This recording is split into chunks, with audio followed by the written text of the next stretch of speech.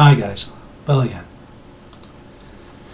Well, we're in the run up to Christmas and the games industry finds itself in an unusual and an uncomfortable position.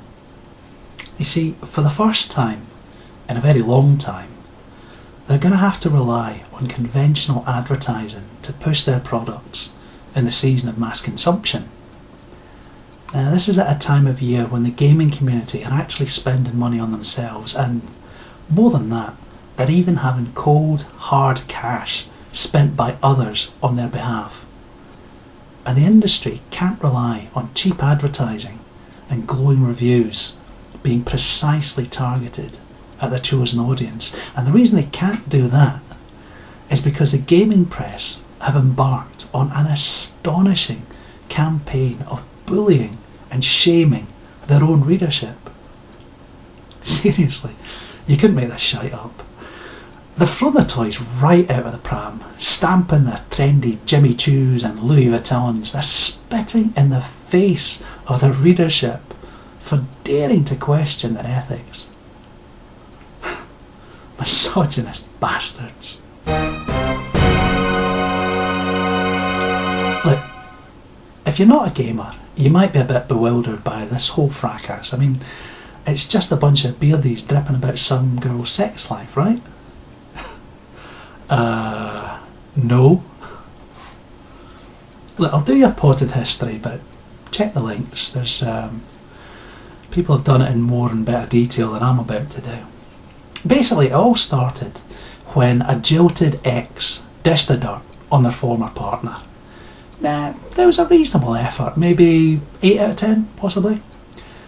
If it had a decent set of accompanying photographs, you know, the injured party looking a bit glum, a really unflattering shot of the ex, and maybe a couple of models posed in opposition trying to illustrate the main point of the article, yeah, it would have brought it right up to the standard that you get in those supermarket scandal sheets, you know?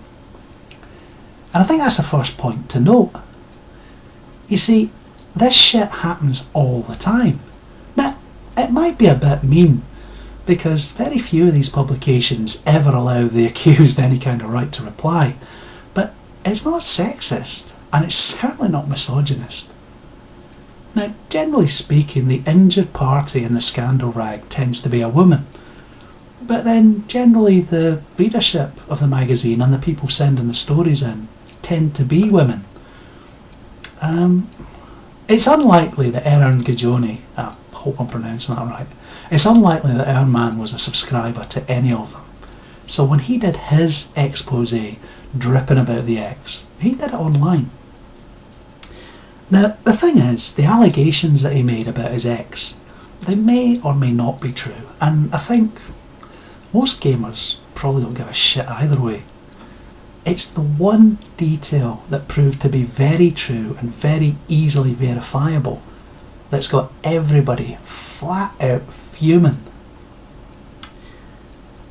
The ex, one Zoe Quinn, she claims to be an indie game developer.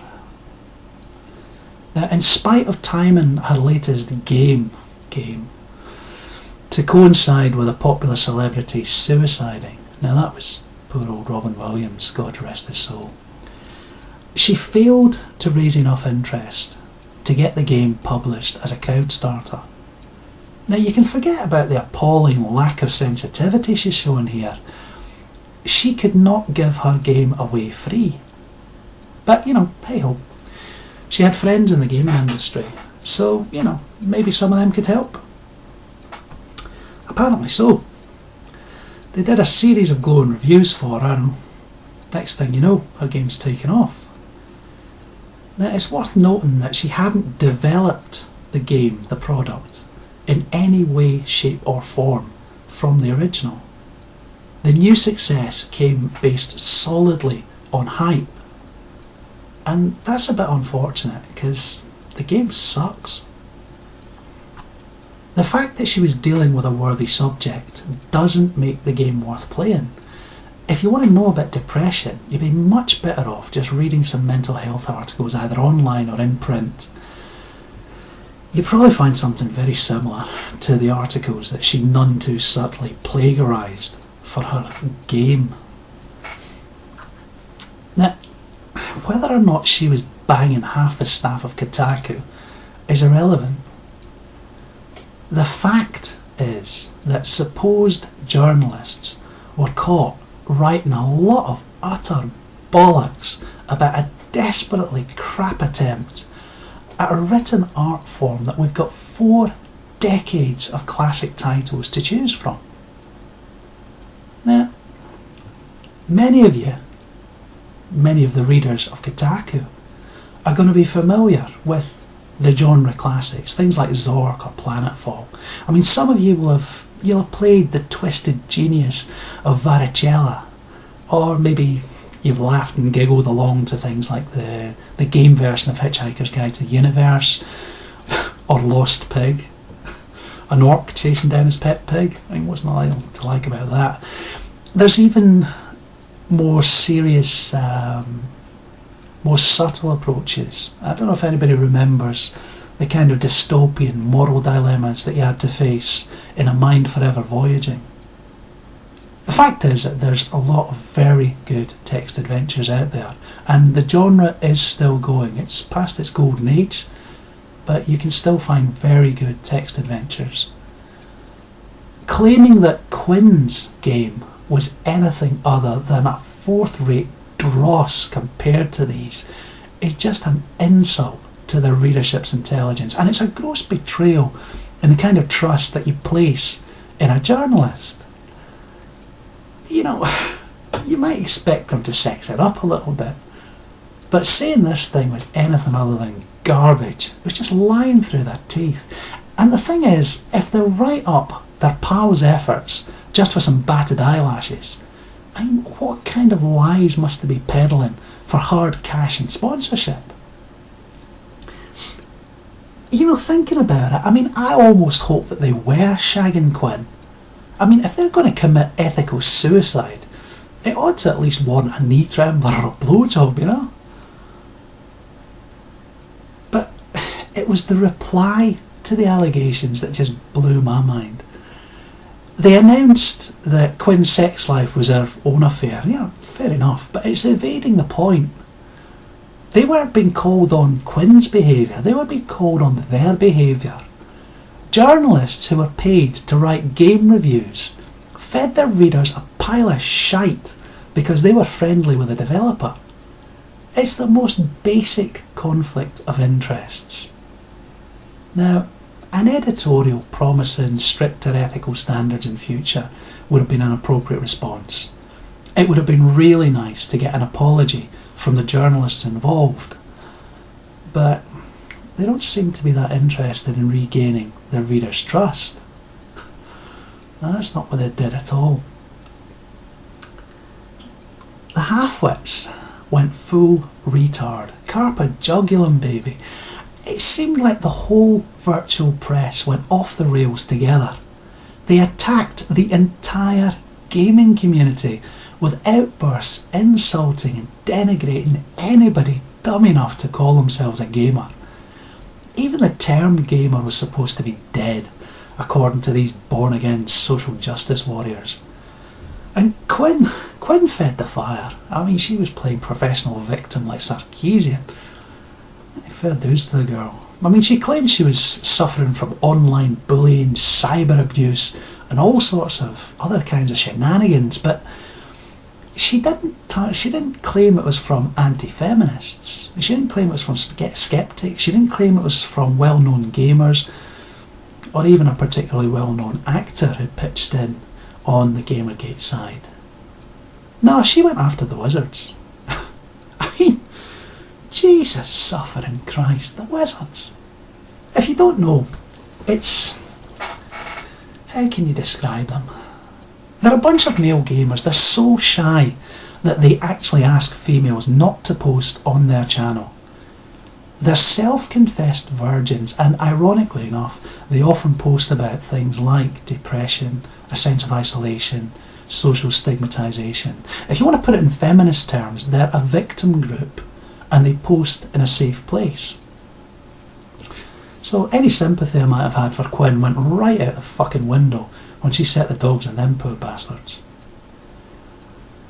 And the gaming press, they've kept up that belligerent stance. They haven't taken their foot off the throttle at all. I mean, Sam Biddle even ran a series of hilarious tweets about how we should all bully nerds. And of course, the social justice warriors are trawling lower than whale shit with all these doxing claims they threw about. Now, they did a fair bit of doxing themselves, but the funny part is that a guy called Phil Fish, who just happened to be selling his company at the time, he got outed by persons unknown. The thing is, it's looking very much like Phil actually outed himself, doxed himself, and possibly other persons involved. It's an allegation. Again, you're going to have to make your own mind up about it. I think you probably guess what mine is. And yet, Gamergate's not going away. It's still as popular now as it was in August. In fact, I've just looked at the stats. Although the projected graph trends that I looked at in the trending site is a downward one. It's actually more popular than it is in August.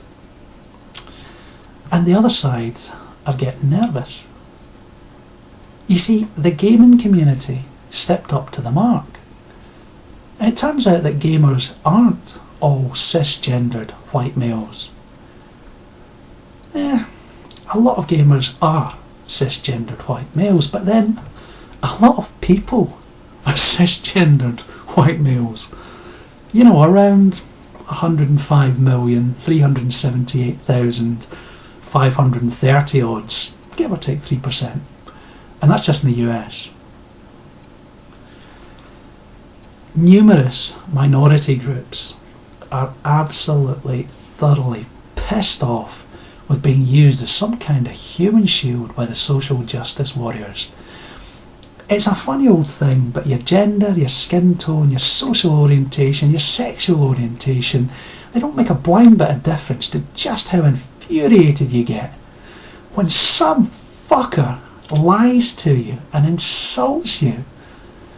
And these low-life scum are people who are actually earning a lucrative living off of the advertising that you're paying for.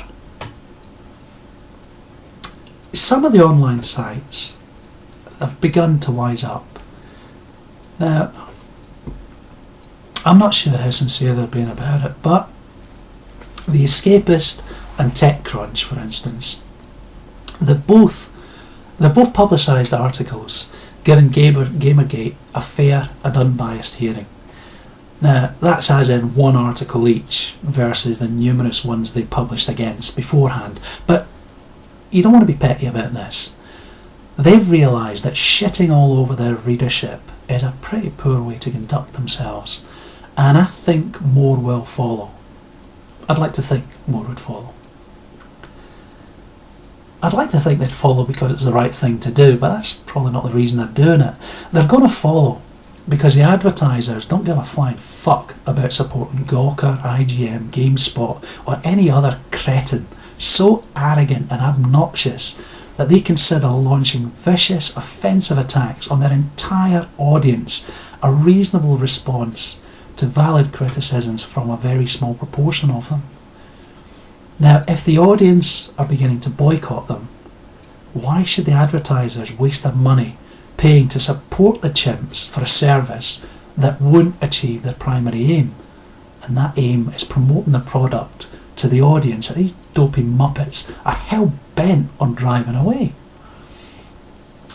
Now, Adobe and Intel are among the many companies who have already turned their back on this entire fracas, and it's unlikely they're going to be coming back anytime soon.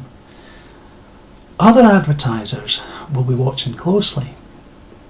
Now, pulling their advertising campaign just now while the heat is on opens them up to all sorts of accusations from the liberal left that they support all sorts of weird and wonderful, undesirable shenanigans. But there's a bottom line here, and that line is how effective their advertising dollars are going to be if the boycott of the major gaming sites continues. And as I said, it doesn't seem to be letting up.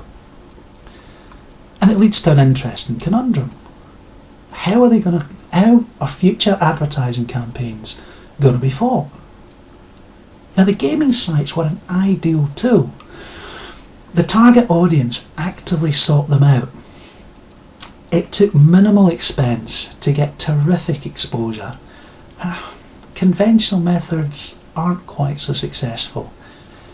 It costs a small fortune to buy primetime TV slots, and your chances of success are dubious anyway. The average soap opera viewer could care less about games. The gamers tend to be playing their games in the next room. So, what does it leave? Cinema advertising? The games industry eclipsed that years ago. It's now 6 times larger and it's growing. So what else? Radio, print? There's not a lot of options.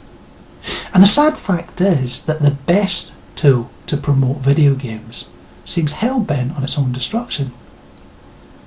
Now, that's bad news for advertisers, and it's terrible news for these terrible fucktards in the online gaming press, but it might actually be quite good news for gamers.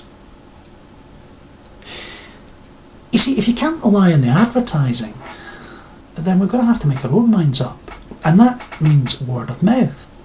In this day and age, to be a bit more accurate, it means looking at actual gameplay on social media. Now, pick your own guru. For men my age, it might mean reviews by people like the Mighty Jingles. I know my son is a big fan of Alchess Breach and Tobuscus. There's Angry Joe, there's any number of guys just here on YouTube, and there are other outlets. You can even become an overnight sensation yourself. Nvidia's latest software has got a streaming and a record facility built in. So, and God knows there's any number of free alternatives that you could choose from. The beauty of this technology is it's universally accessible. If you've got a machine that can play the game, you've got a machine that can record the game, and if you're watching this, you've got an outlet for showing that footage. The beauty of it is that what we could end up with is content being made by gamers for gamers. What the gaming press was supposed to be all about. Now, time will tell, but I think Christmas is going to witness a radical shift in the gaming landscape. By the time we get to the end of January, the beginning of February, the sales results are going to be in, and there's not going to be any hiding from the figures. If the money that was spent on gaming sites hasn't brought in sales, then it's money that was wasted. And the industry's going to have to look at alternatives. It really is that simple. The big question is, what kind of alternatives are they going to be looking at? Now, I'm going to give Mr. Shadowfax a bit of a shout out here. He kindly pointed me at Elite Dangerous a little while back, back in alpha testing it was. And now, it's a new game. Well, actually it's a very old game, but it's a redact of a new game. It's very like Star Citizen. If you're American, you've probably seen more publicity about that one. It's a game that's been developed and funded on a foundation of core enthusiast support. There was a Kickstarter to start with, and then there's been various buy-in points throughout the alpha and the beta testing periods. Now, it's not like conventional development. These games have got a large groundswell of support before they even go on sale, constantly feeding in feedback about the kind of game and the way they want to see it developed. Once a product does hit the shelves, there's already a community in place, and there's a constant ongoing process of development planned, which should keep the game current through constant patching for quite a while to come. Now, this is a game that you buy into early and you stick with it over an extended period. It's not exclusive either. There's nothing to stop you playing Star Citizen and Elite, for instance. They're quite close in concept, and there are others out there. The market's already supporting games that have got a similar development cycle. I'm thinking about things like EVE, World of Tanks, World of Warcraft, War Thunder, just to name 4.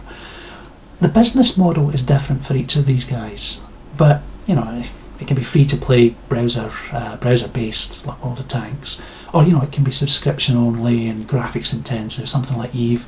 But The common feature is this desire to keep the gaming community together and to try and keep the same product going as long as it's technically possible to do so.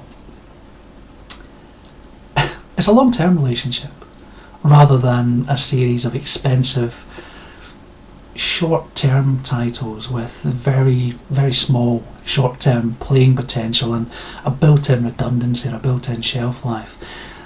And I think the sustainability of this kind of game is something that might see their kind of player-developer relationship becoming more of the norm rather than something exceptional, something a bit different to the usual frantic, frenetic pace of game development. Now, if that does happen, then the need for an online press to constantly hype the next big thing is going to be massively diminished. Gamers are going to invest in the kind of product that they want to see until either it goes live and it meets their expectations, or it fails at the test or the release stage. Now, the success or the failure of these new generation games is going to be dependent on how well they meet their backers, their customers' desires, not on whether some snobby bastard writing for Kotaku decides or gets instructed to plug it as being so much better than last year's offering. Regardless of that though, whatever happens next, I think Gamergate's shown us that we don't have to put up with a social justice warriors bullshit anymore. We pay these monkeys wages, even if they're too dense or conceited to realise it. If we boycott their sites, we shut the fuckers down, we can show them that we don't need them, and we certainly don't want them. It's high time we gave them their marching orders. Illegitimi nor carborundum, I think is the way you say it in Latin. Look, laters guys.